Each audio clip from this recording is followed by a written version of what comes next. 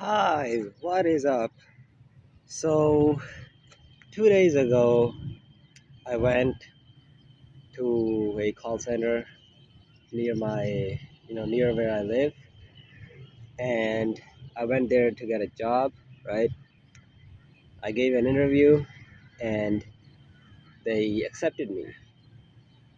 Now, what happens is, now as you guys know, I'm currently in Pakistan, right? So, here there's a lot of call centers. In India, there's also a lot of call centers. So in South Asia, there's a lot of call centers. People do this job, right? So now what happened is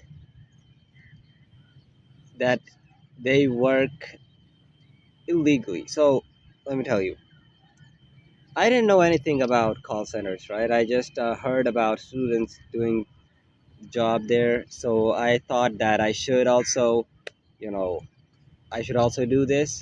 I had no idea how it works. And when I gave an interview, they accepted me. But after that, I started to search because they were giving me a very handsome, attractive salary. So I went on YouTube and searched about call centers in Pakistan, you know, and I got to know, because when you know, when I gave an interview and when I went there, they said that in the first week we will train you how to work, and then after that, you will, after the probation period, you will start your actual job. So uh, I went on YouTube and searched about how this works, right? And they told, like, I got to know something very shocking. So what happens is they scam Americans mostly. They, they scam Americans. What they do is, you go there in the call center, and they have no name. The call center has no name, no reputation, nothing, right? So that the police or any, FBI department, take action. So they don't have any names or anything like that. And what they do is, when you are working there as an agent, you do calls, right? Outbound or inbound. You might receive calls, or you might have to do calls. And on the calls, what you are supposed to do, and this is what they teach in the training, in the probation period. So what you have to do there is, when someone receives your call from America, you have to tell them that you have to give the wrong name. You have to give, you have to tell them a name which is not yours, but it's what like it's the name which is common in America. So let's say my name is Ahmed, but I will give a name. I will. So when I receive the call, I will say I am Richard, or I am John, or I am blah blah blah, right? So you have to give a wrong name. And by AI, what they do, so when you're on the call, your voice changes.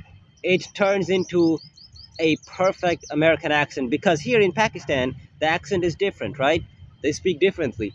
So what that does is, when you're talking, the AI changes your voice into a perfect American accent, so that the customer feels like they are talking to an actual American. And that's when the scamming starts. So on the call, you tell them, "Hey, I have this iPhone uh, at this price." Basically the price which is half as the actual price in market. So if the price in the market of an iPhone is, let's say $2,000, let's say, right? We will say to them that we have an iPhone at a price of $1,000 or something like that. And the company where we will do the call or receive the call, our company will be registered in the United States so that the customer thinks that this is all legit, right? Also, given that you are talking in the American accent and you have an American name. So the customer thinks that, well, this is a great deal, I'm getting a very good price, a very affordable price. And the the company is registered in the United States. So this is a legit company and a legit person talking to me. And so if the customer does send the money, right, what happens is they don't actually sell that iPhone. They don't sell the product. So it's a scam, right? And they even sometimes get all the money from your account.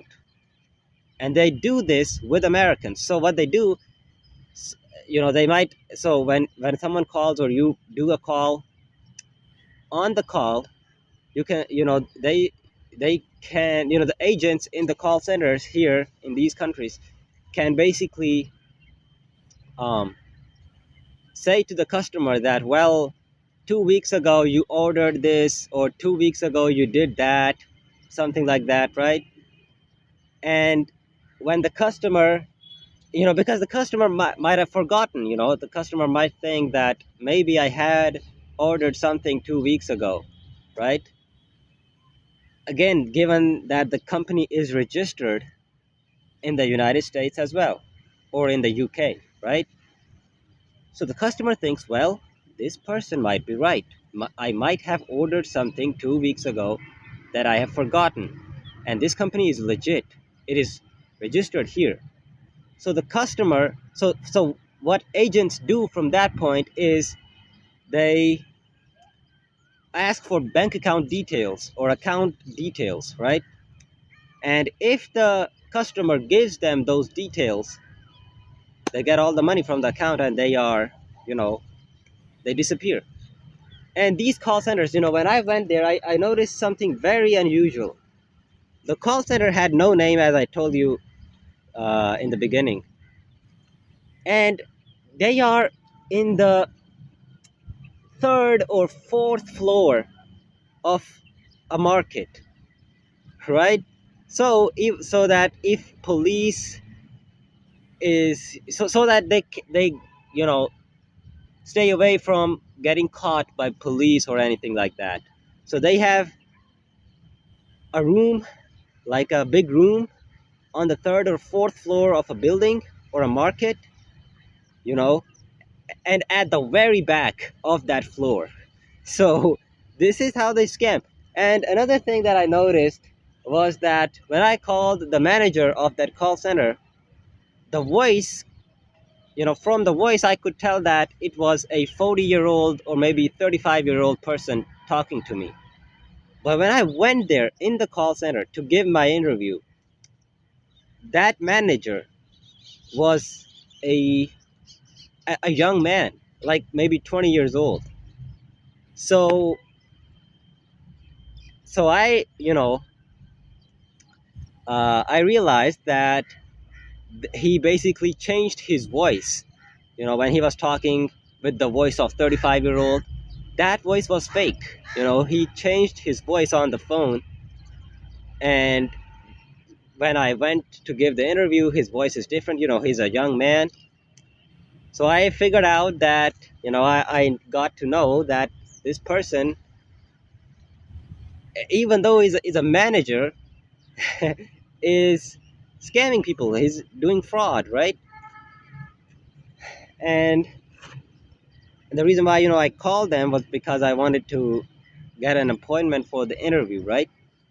And then when I went there, there was a completely different voice, a completely different person, a young man. I started to realize that this there is something fishy, right? So after the interview and after I left the call center, I went to YouTube. I searched about how this works and everything, and the moment I realized that they scam Americans and they do this stuff illegally, I blocked the manager and I didn't go. I'm not gonna go ever to these call centers. I don't know why people do this job. There's a lot of people that do go there. I can never scam an American, right? I will never participate in anything like that ever.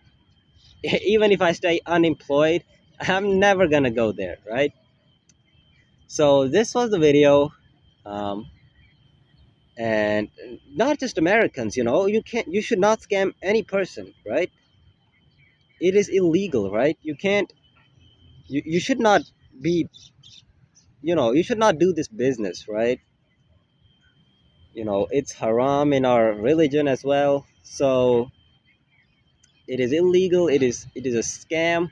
It's a fraud, right? So I'll never participate in anything like that.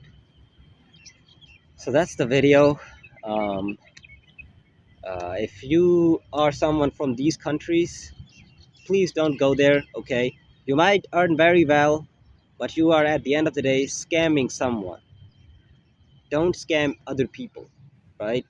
Never participate in any illegal activity. Thanks for watching. I love you. Peace. Hi, what is up?